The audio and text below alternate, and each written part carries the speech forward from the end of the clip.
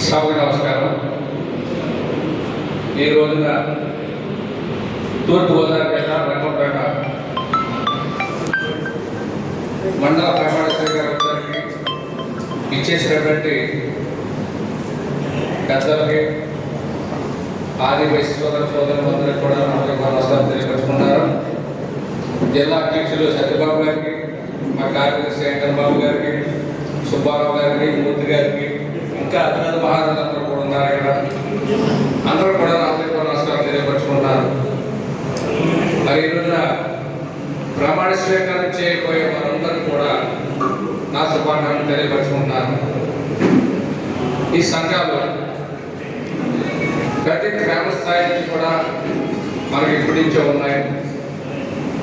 మరి గ్రామ స్థాయి ఆదివాసీ సంఘాలు, మండల స్థాయి, జిల్లా స్థాయి, రాష్ట్రం 4 అంచెల వ్యవస్థగా ఉంది ఇప్పటి నుంచో. ఇదివరకు కొన్నిటి రోసే గారి ఆధ్వర్యంలో మన మహాసభ జరిగేది. ప్రస్తుతం టీజీ వెంకటేష్ గారి ఆధ్వర్యంలో ఈ మహాసభలో వారి సంఘాలన్నీ కూడా జరుగుతున్నాయి. ఏ అవసరం వచ్చినా నేనున్నానని ప్రతి సమస్యలో టీజీ వెంకటేష్ గారు చెప్తారు. మనకి ఏదైనా ఆపద వచ్చినా, ఏం జరిగినా, తేడా వచ్చినా అటువంటి వ్యక్తితో మనం ఈ రోజున ఉన్నాం. ఆదివాసులు మనందరం ఇప్పుడు రంగంపేట గ్రామంలో ఉన్నాము.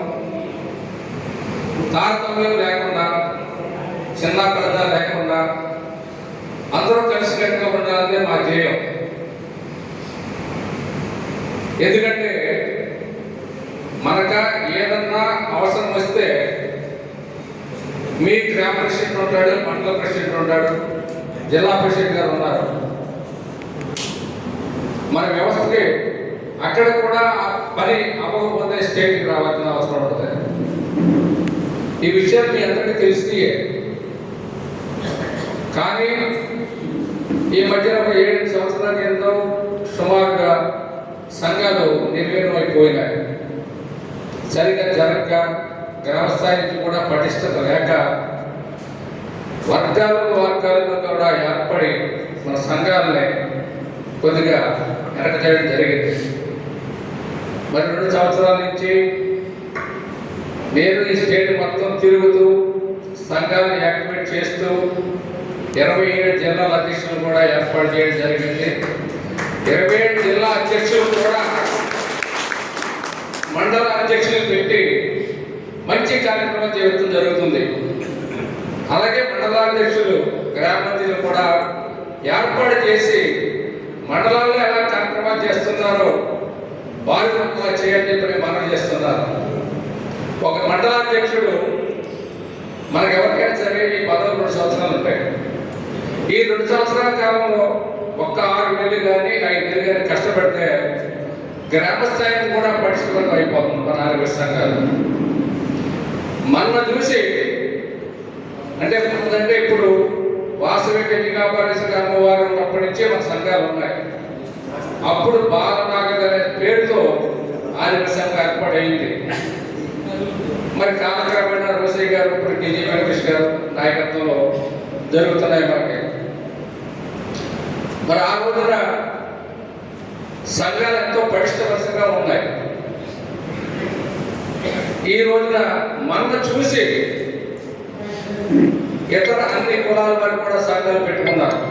అదొక మన గొప్ప విషయం. ఇదివరకు సంఘాలు వాళ్ళకి ఎవరికి మనకి తప్ప.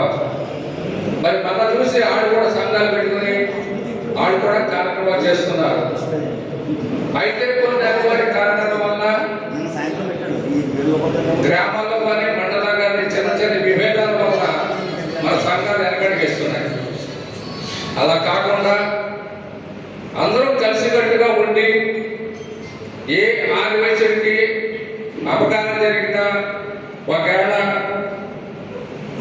ఏదైనా అవసరం వచ్చినా మనం ఉన్నవాళ్ళు ముందు అందరూ కదలాలి. మనకి ఏదైనా ఇబ్బంది వస్తే ఆదివాసీకి అందరూ కలిపి ముందు తోడ్పాటు ఇవ్వాలి. ఒక ఆదివాసీ ఉన్నాడు, ఇంకో ఆదివాసీ సహాయపడాలి. ఏ పనైనా సరే, ఎందుకంటే మనకి ఎవరో చేయరు.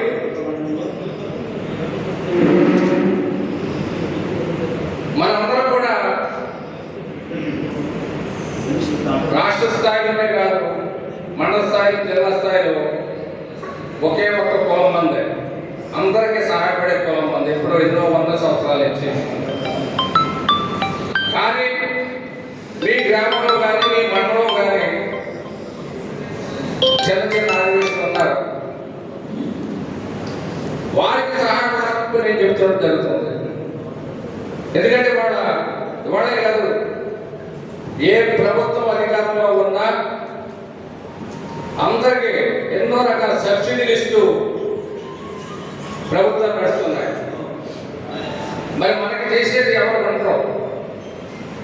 అందుకే మనం ఏం చేయాలంటే ముందు మన ఇల్లు చూసుకుంటాం, తర్వాత మన వయసులు కూడా చూడాలి. మన గ్రామంలో ఉన్న ఆదివాసుల్ని ఒక మండలాధ్యక్షుడు ప్రతి గ్రామానికి వెళ్ళి అక్కడ సంఘాలు పెట్టించి వారితో కార్యక్రమాలు చేపట్టే బాధ్యత మనకు ఉంది. ఒక గ్రామంలో ఒక ఆదివాసులు లేకుండా ఉన్నారంటే అది మనందరూ కూడా గొడవలుకొని కూడా పైకి తీసుకోవాల్సిన బాధ్యత ఈ రోజున మనకు ఉంది.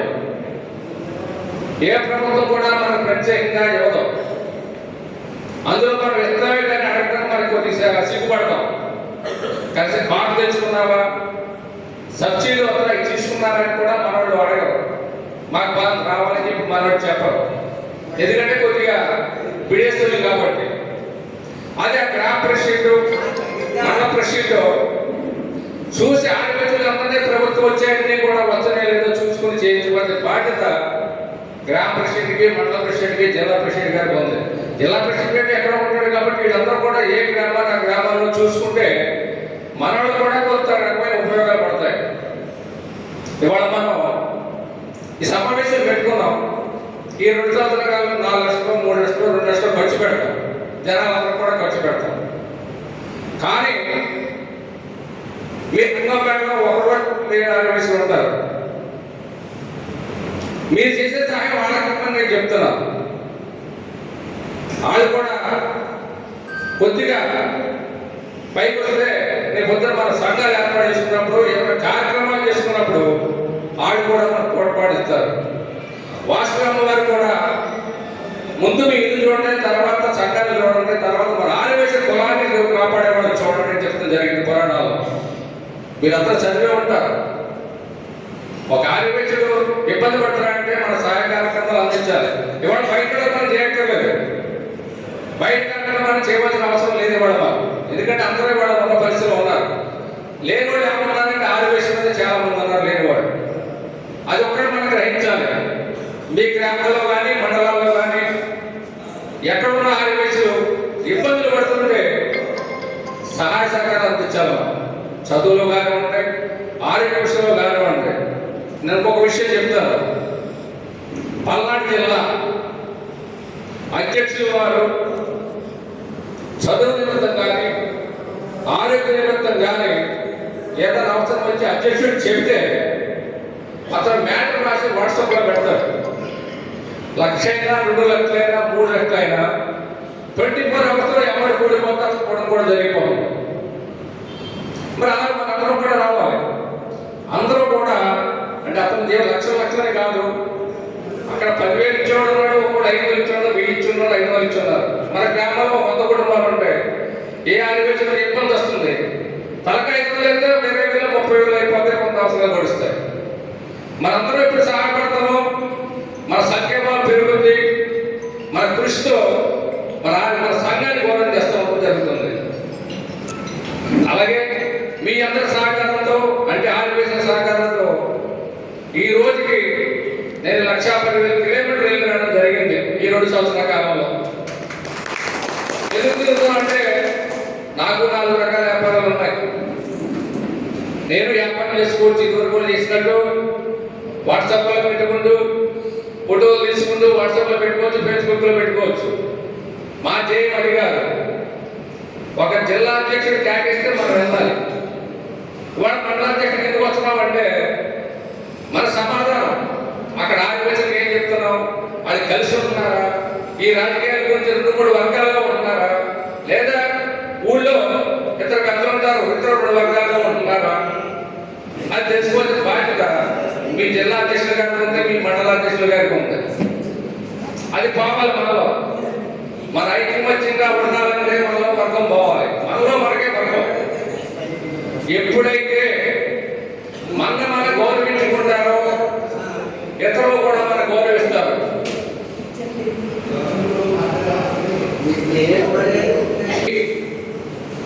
గ్రామ ప్రెసిడెంట్గా ఉన్నారు ఒక ఆర్మీ సంఘం ఒక వ్యక్తి. ఆ ఆర్మీ సంఘానికి ఆ ఊరికి ప్రప్రథమైన వ్యక్తి అధ్యక్షుడు ఏమైనా అవ్వచ్చు. మరి అతనికి సంవత్సరం మనకి జనవరి 1 వస్తుంది. మనందరం కూడా రాజకీయ నాయకుల దగ్గర పరిగెడతాం, తోకలు పట్టుకొని పళ్ళు పట్టుకొని శుభాకాంక్షలు చెప్తాం. అవునా కాదా? చాలా మంది. మరి మీ ప్రెసిడెంట్ చెప్పడం తెలియనా? మీ గ్రామ ప్రెసిడెంట్ కానీ, మండల ప్రెసిడెంట్ కానీ, జిల్లా ప్రెసిడెంట్ కానీ మరి మనందరికీ ప్రథమ పౌరుడు లేదు. మరి మనం ఆలోచన చేసుకోవాలి.